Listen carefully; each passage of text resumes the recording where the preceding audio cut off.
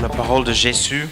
Et également, nous voulons avoir une meilleure compréhension des voies de Dieu, mais pas juste pour avoir une compréhension, parce que la connaissance, si le but est simplement la connaissance, la Bible nous dit que la connaissance enfle, mais l'amour édifie. Nous voulons avoir une connaissance des voies de Dieu pour les mettre en pratique dans nos vies, pour que les voies de Dieu soient réalité dans nos vies et nous accomplissons le plan de Dieu pour l'humanité. Nous avons vu il y a 2 semaines l'arrière-plan, les villes de Tyr et Sidon, 2 villes phéniciennes, 2 villes en dehors de l'alliance faite entre Dieu et Abraham, en dehors des promesses de l'ancienne alliance. Nous avons vu dimanche dernier l'approche de la femme cananéenne, une approche où elle reconnaît Jésus en tant que Seigneur, elle reconnaît qu'il est fils de David, donc l'accomplissement des prophéties, des paroles prophétiques. Elle reconnaît qu'il est le Messie et une approche d'humilité. Elle dit « Aie pitié de moi ». Elle se jette à ses pieds. Et Dieu ne peut pas être indifférent à tout ça. Tôt ou tard, quelque chose va se passer. On va avoir une percée dans notre vie, tôt ou tard, mais quelque chose va se passer. Quand on reconnaît Jésus pour qui il est, on vient vers lui, on fait appel à lui avec humilité et de la foi. Elle avait de la foi parce qu'elle, pour reconnaître que Jésus est Dieu, le fils de David, l'accomplissement des paroles prophétiques, c'est-à-dire que Jésus est le roi des rois, il faut qu'il y ait de la foi. Le titre de cette série, c'est la foi d'une femme cananéenne. Jésus, ce texte termine où Jésus parle de sa foi. Alors, nous allons regarder les versets ensemble pour apprendre le maximum. Je vais essayer d'aller un petit peu plus rapidement que ces 2 derniers dimanches. J'avoue, c'était un régal de préparer ces messages. J'ai rarement passé autant de temps de préparer ces messages, de rechercher et plonger dans les textes. Chaque chose que j'ai trouvée, ça me donnait envie de chercher encore plus et trouver d'autres références. C'était juste un vrai joie et un plaisir. Alors, premier point pour ce matin, la réaction de Jésus, verset 23. Juste avant 22, la femme cananéenne dit « Seigneur, fils de David, aie pitié de moi, ma fille est sous l'emprise d'un démon qui la tourmente cruellement. » La réaction de Jésus, verset 23. Mais Jésus ne lui répondit pas un mot. Silence. Jésus ignore la demande de cette femme. On pourrait dire, mais ça c'est mal poli. C'est même rude, non? C'est quand quelqu'un t'adresse la parole. En plus de cette façon-là, avec l'humilité, aie pitié de moi. Jésus ne dit rien. Si c'est moi ou toi, ça sera dur, n'est-ce pas? Il y a des moments quand nous prions et nous demandons quelque chose à Dieu et nous avons l'impression que les cieux sont comme un plafond en cuivre. Il n'y a rien on n'entend pas la voix de Dieu, on ne sent pas qu'il y a une réponse à nos prières. C'est comme s'il y a un silence. Est-ce que tu m'entends, Dieu? Ça vous est arrivé? Quand vous priez, vous cherchez la face de Dieu, et c'est comme s'il n'y a juste pas de réponse. Mais Dieu agit selon sa volonté, et sa réaction pour chaque personne est faite sur mesure. Quand le centurion, qui est pourtant non-juif aussi, le soldat romain, le centurion, dit « Viens prier pour mon servant qui est gravement malade. » Je paraphrase, Jésus dit « On y va, tout de suite. » Mais avec cette femme, silence, il ignore, une réaction complètement différente. La façon que Dieu agit dans ta vie va être complètement différente qu'il agit dans ma vie ou une autre personne. Sa parole, sa volonté est pour nous tous. Mais Jésus sait ce qu'on a besoin. Pensez même à nos enfants. Quand on élève nos enfants, quand il y a une petite bêtise, on ne les reprend pas forcément de la même manière. Avec un enfant, il faut une approche peut-être un peu plus dur, un peu plus... maintenant, tu as fait une bêtise, tu étais désobéissant et on doit les prendre à part pour les expliquer. Etc. Avec un autre enfant, il suffit de monter le ton un petit peu et tout de suite, il se met dans l'autre. L'approche, et Dieu s'adapte à nous. Et il a une approche faite sur mesure pour chacun de nous. Quand tu pries, quand nous prions et nous ne recevons pas une réponse à nos prières, c'est pour une raison. Et c'est pour une bonne raison. Que dans le moment, on ne le comprend pas, mais Dieu le sait. Pourquoi? Ensuite, si on continue, on voit la réaction de ses disciples. Jésus ne lui répond pas. Deuxième partie de verset 23, les disciples s'approchèrent de lui et lui dirent « Renvoie-la, car elle ne cesse de nous suivre en criant. » Nous pouvons voir que les disciples, on peut dire que peut-être ils sont un peu maladroits, mais avec notre vue en regardant, parce qu'on connaît la suite, mais dans la situation, il faut aussi qu'on se rappelle que les disciples de Jésus sont en formation. Nous sommes en formation, chacun de nous sommes en formation pour ressembler Christ de plus en plus. Et des fois, nous sommes maladroits. Des fois, nous sommes maladroits entre nous, avec les membres de notre famille, avec les personnes. On peut être maladroit. Mais merci Seigneur, il chemine avec nous. Il chemine avec nous. Il nous donne le ministère de la réconciliation. Il nous donne le pardon. Mais c'est une réaction typique chez les disciples. Et des fois, c'est une réaction typique chez les chrétiens aussi. Renvoie-la. Vous vous rappelez quand les enfants viennent voir Jésus? Et les réactions des disciples, non, va-t'en, on ne va pas déranger Jésus. Et Jésus dit, non, fais venir les enfants, je vais les bénir. Les disciples n'ont pas tout compris à ce moment-là non plus. Ou après le ministère en multitude, les disciples disent, on n'a pas de nourriture pour les nourrir, renvoie-les, qu'ils rentrent chez eux. Jésus dit, non, on va les nourrir. Plusieurs fois, les disciples veulent renvoyer les gens. Jésus dit non, il y a encore des choses à faire, il y a un ministère à accomplir. Et Dieu va être glorifié. C'est aussi à nous d'être ouverts par le Saint-Esprit, de nous montrer que des fois, Dieu veut accomplir quelque chose pour sa gloire. Et ce n'est pas forcément un moment où nous avons pensé commode ou peut-être approprié, mais pour la manifestation de la présence de Dieu et sa puissance. Des fois, Dieu veut toucher quelqu'un et c'est un moment un peu imprévu. Il faut que nous soyons ouverts, que le Seigneur nous utilise, nous, toi et moi, que nous utilise pour toucher des personnes. Dans l'évangile de Marc écrit que Jésus est rentré dans une maison de façon discrète. Il ne voulait pas être vu.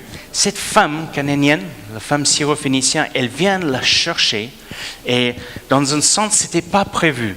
C'était pas prévu. Mais quelque chose allait se passer parce qu'elle a de la foi.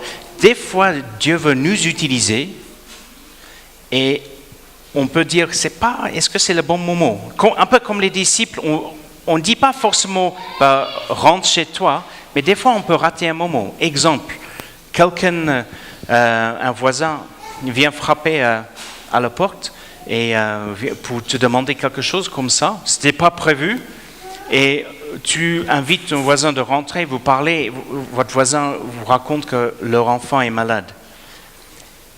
Ce n'est pas le dimanche matin, ce n'est pas le culte, mais qu'est-ce qui nous empêche de dire, est-ce que tu me permettrais de prier pour ton enfant? Est-ce que je crois en Jésus et je crois qu'il guérit? Est-ce que je peux juste prier pour ton enfant? Au pire, la personne dit non merci, mais peut-être la personne va dire oui.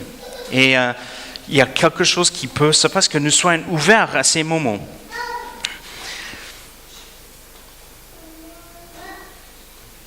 La deuxième réaction de Jésus, au verset 24.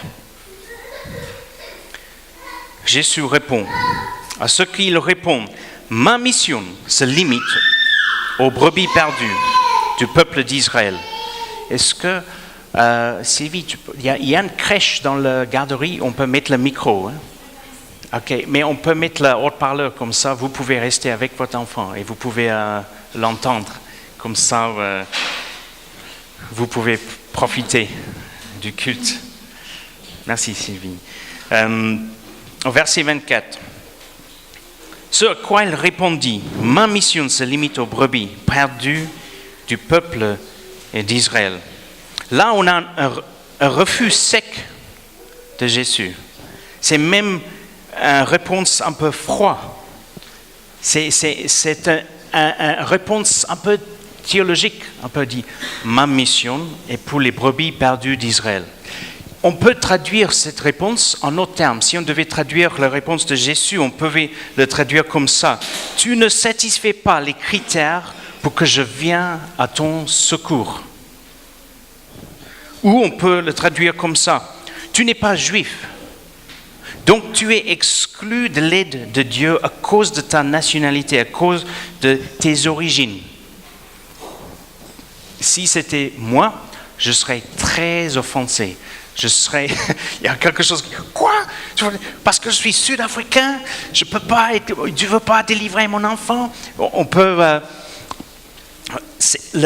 pourquoi Jésus répond de cette façon-là? Ça semble pas comme lui. C'est pas comme le Jésus qu'on connaît dans les autres chapitres des évangiles. En plus, il y a 4 paradoxes avec cette réponse. Rapidement, les paradoxes avec cette réponse. D'abord, la promesse abrahamique est que tous les peuples de la terre soient bénis.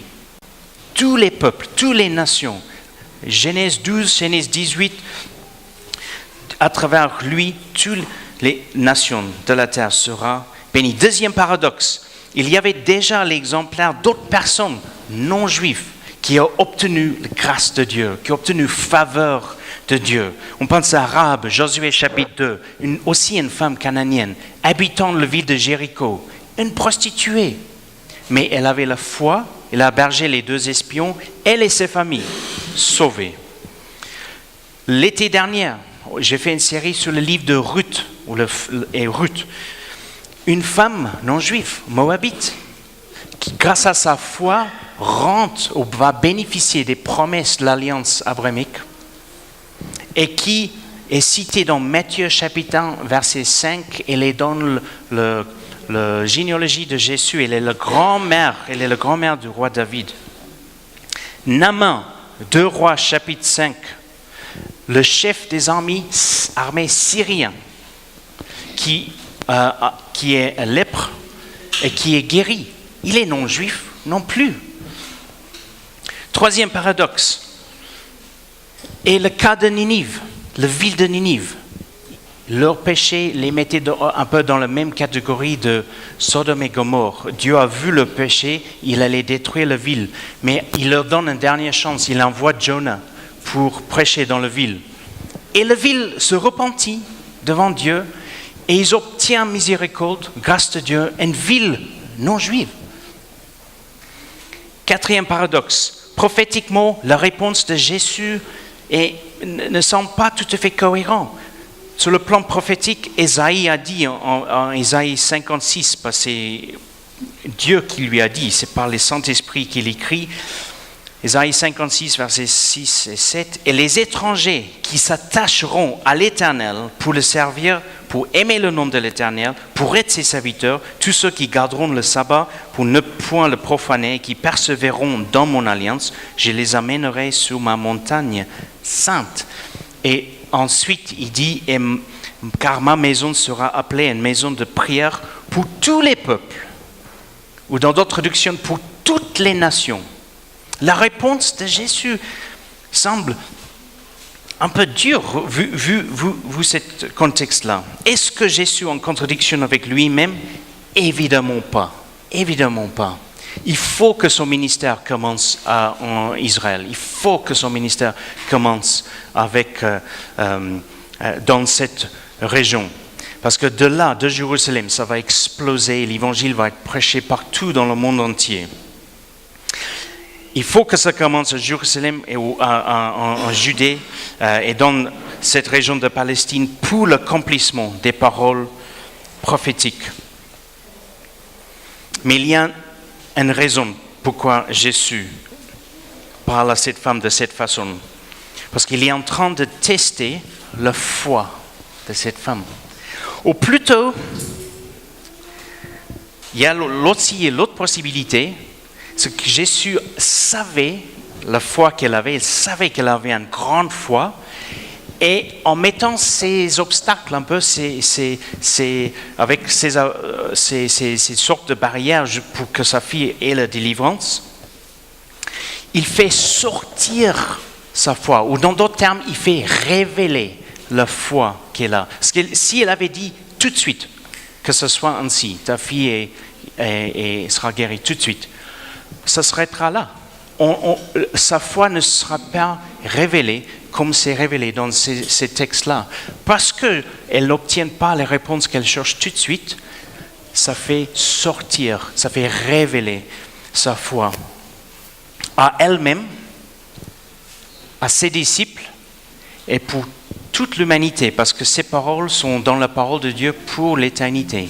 Et depuis des siècles, nous lisons ces textes et nous sommes édifiés, encouragés par la foi de cette femme. Ensuite, la réaction de la femme, à verset 25. Mais la femme vient se prosterner devant lui en disant, « Seigneur, viens à mon secours. » En autres termes, elle ne va pas prendre « non » pour une réponse. Dans un sens, Jésus dit « non, tu n'es pas juif, désolé. » Mais elle dit « Seigneur », elle se prosterne devant lui, elle se met à ses pieds. « Seigneur, viens à mon secours. » Des fois, nous avons besoin de persister dans la prière, de persévérer dans la prière. Jésus nous donne la parabole en Luc 18. Je crois que c'est en Luc 18, oui.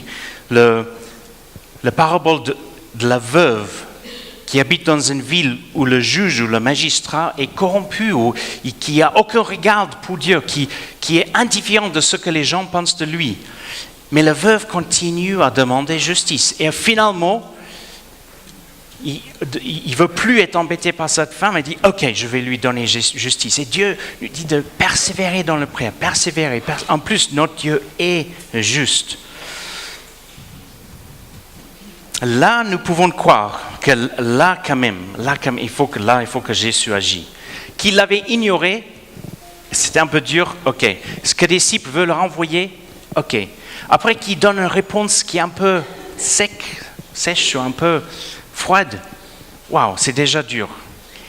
Maintenant, elle est à ses pieds.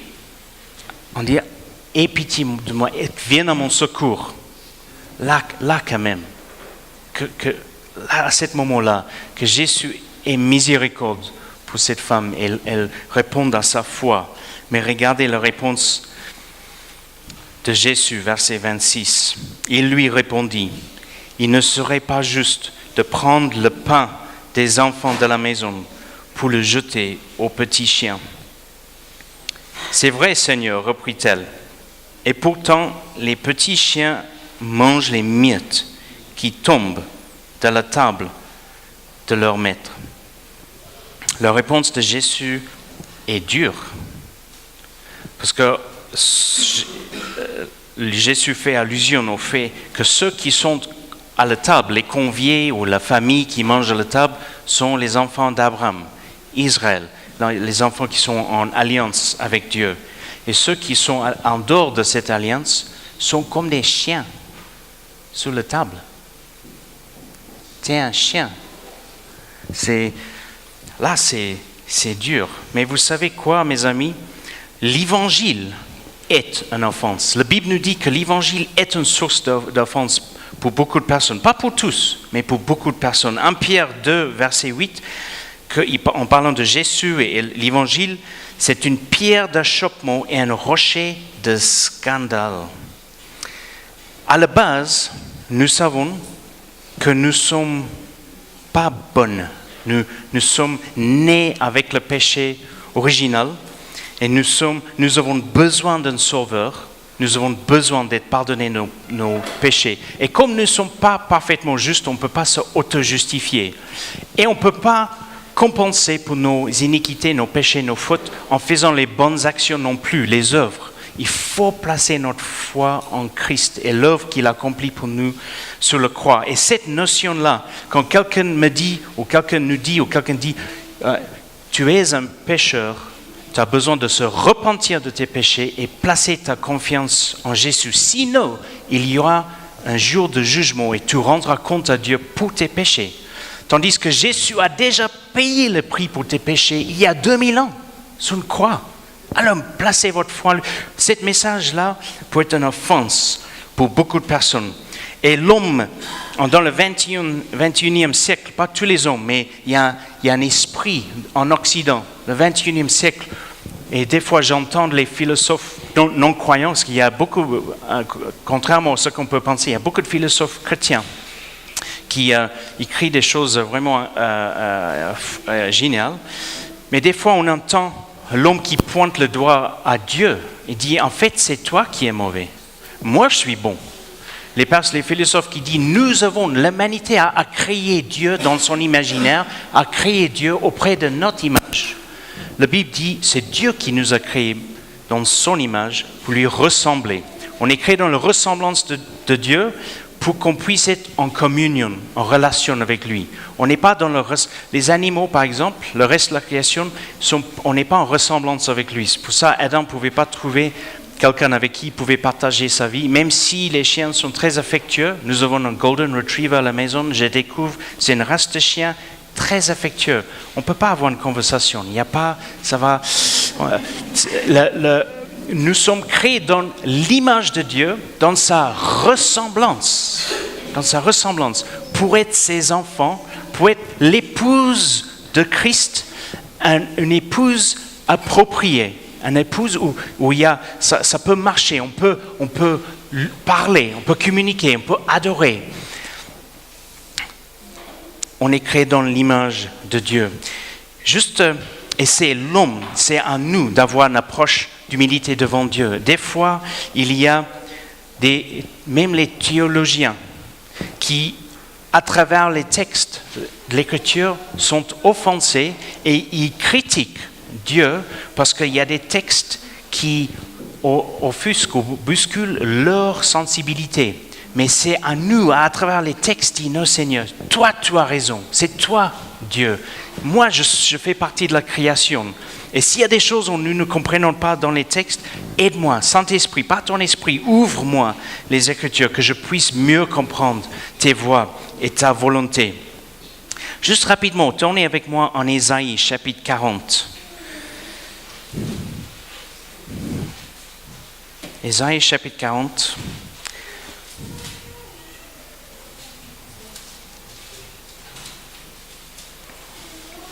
Lisez tout le chapitre si vous avez le temps à la maison, mais de verset 12. Et avant que nous le lisons ensemble, mettez votre ceinture. Mettez votre ceinture, parce que regardez ce que Dieu nous dit à travers sa parole. Qui a mesuré l'océan dans le creux de sa main? Qui a toissé le ciel avec la largeur de sa main? Qui a tassé un boisseau, le poussière du sol? Qui a bien pu peser des montagnes sur le bascule et les coteaux sur la balance? Qui donc a mesuré l'esprit de l'Éternel? Qui a été son conseiller? Et qui son instructeur? De qui Dieu a-t-il pris conseil pour se faire éclairer? Qui lui a enseigné la bonne voie? Qui lui a transmis le savoir et lui a fait connaître le chemin de l'intelligence? Voici, les nations sont pour lui comme un goutte d'eau tombant d'un seau, ou comme un grain de sable sur le plateau de la balance. Les nations de la planète, avec toute leur richesse, tout le pouvoir, toute leur force militaire, etc., dans les yeux de Dieu, comme un grain de sable sur la balance.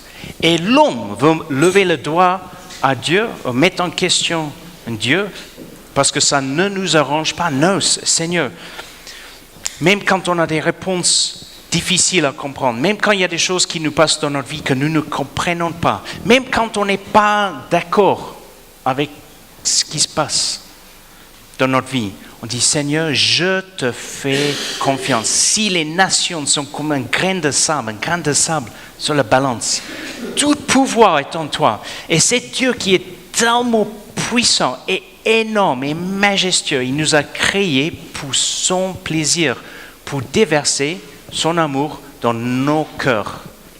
Si tu respires, tu es en vie, tu as le cœur qui bat, Dieu veut déverser son amour dans votre cœur et que nous rentrons dans cette relation avec lui. Je parle de ça parce que des fois, on peut avoir des réponses sur des choses qui se passent dans notre vie et on peut être tenté de tourner le dos sur Dieu, ou tenter de s'éloigner de Dieu. Heureusement que Dieu est fidèle. Il est fidèle même quand nous, on n'est pas fidèles. Hein. On a tous nos limites. Mais cette femme-là, parce qu'elle avait la foi, même une réponse comme le pain et pour les enfants, ce ne sera pas bien de donner le pain aux chiens. Là, c'est comme un test de l'offense. Des fois, on est offensé par la parole de Dieu et on veut s'éloigner. Mais si on réussit le test de l'offense, vous savez, la plupart les percées que Dieu a réalisées dans ma vie, c'est des moments où j'étais offensé. Car je suis offensé. Je vais quitter l'église. Comment il a... je suis offensé. Et je prie, je cherche la face de Dieu et finalement, je réalise qu'il y a quelque chose dans mon cœur qui est un peu tordu et Dieu veut le rendre droit. Et le test de l'offense. Alors, la réponse de la femme, on continue Matthieu 15, verset 27.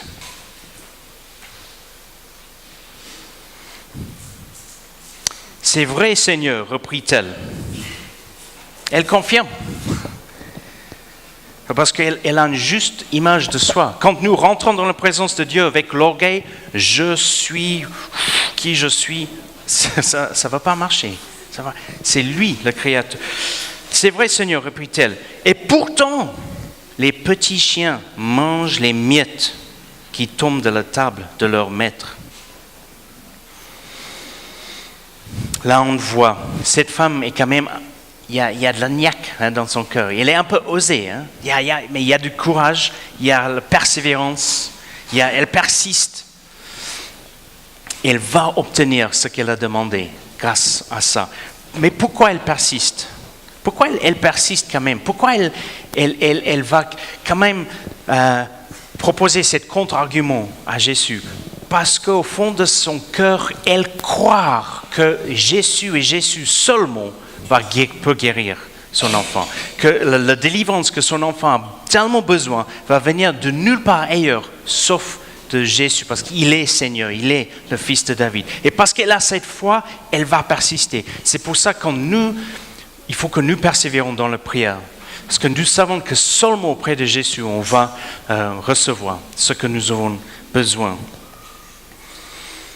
Alors, la réponse de Jésus ensuite, comme nous avons vu déjà. Ô femme, ta foi est grande, qu'il en soit donc comme tu le veux.